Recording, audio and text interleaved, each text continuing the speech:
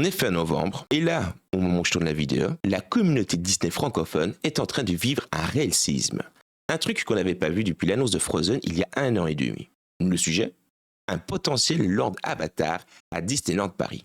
Et cette fois, on n'est pas sur une rumeur de forum ou un concept art photoshopé. Ah non, que nenni. On est sur un document officiel qui a fuité lundi dernier. Alors, accrochez vos ceintures, parce que dans cette vidéo, je vais tout vous expliquer de A à Z. Mais avant cela, n'oubliez pas de vous abonner à la chaîne YouTube, d'activer cette petite cloche. Pourquoi? Eh bien, pour ne pas rater les prochaines sorties vidéo, tout simplement. Et puis, ça permet d'aider la chaîne en parallèle avec le petit like, le petit partage et le petit commentaire.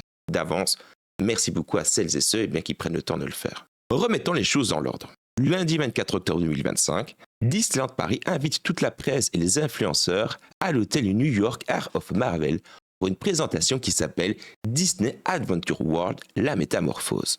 Et là, il balance de grosses annonces. Le parc s'appellera donc Disney World Adventure à partir du 29 mars 2026. Toujours le 29 mars 2026, World of Frozen va ouvrir ses portes avec la balade en bateau Frozen Ever After. Vous avez le zone Roi Lion avec son flume géant qui est en construction, sans oublier le nouveau spectacle nocturne Cascade of Light sur le lac. Bref, tout le monde était déjà à fond. Et là, à la fin de la présentation, les journalistes reçoivent un gros dossier technique avec des plans et des rendus 3D, etc., etc. Et dans ce dossier, il y a une page qui va tout faire basculer. Regardez bien cette image.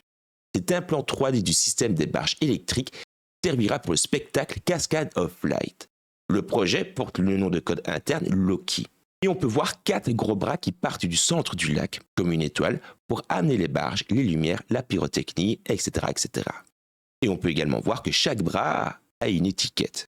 Vous avez un bras du nom de Racer, qui va vers l'attraction RCA Racer. Vous avez Lion, qui va vers la future zone du Roi Lion.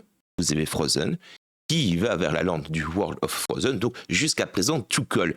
Mais vous avez le dernier qui s'appelle Navi. Navi, comme les Navis, mais oui, vous l'avez bien compris, les grands bleus d'Avatar. Et ce bras nommé Navi pointe exactement sur la seule grosse parcelle encore libre du parc. On parle d'une parcelle entre 5 et 6 hectares qui se situe au nord-ouest du parc. Là, vous commencez à comprendre pourquoi tout le monde est en train de devenir hype de fou autour du Land Avatar. Alors, est-ce que c'est vraiment Pandora qui arrive à Paris? Regardons ensemble les arguments qui ont fait que cette rumeur est devenue brûlante. Vous avez donc le document qui est 100% officiel. Ce n'est pas une photo floue prise par un téléphone, c'est un rendu 3D distribué par Disneyland Paris aux médias. En deux, vous avez les 3 noms qui correspondent parfaitement aux zones existantes ou en construction. Donc Navi qui sort du lot, ce n'est pas un hasard. Disney est déjà en train de construire une nouvelle version du Land Avatar à Disney California Adventure basée sur Avatar 2 et Avatar 3, dont les plans existent et les attractions comprises. Vous avez Avatar 3, de feu et de cendre, qui sort dans 3 semaines pile poil, le 19 décembre 2025. On peut parler d'un timing qui est un petit peu trop parfait. Et ensuite, vous avez le terrain qui est pile poil à la bonne taille pour un land complet.